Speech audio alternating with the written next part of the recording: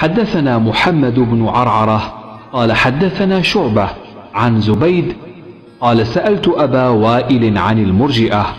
فقال حدثني عبد الله أن النبي صلى الله عليه وسلم قال سباب المسلم فسوق وقتاله كفر. باب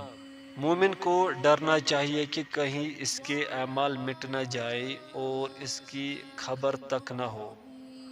ترجمہ: ہم سے محمد بن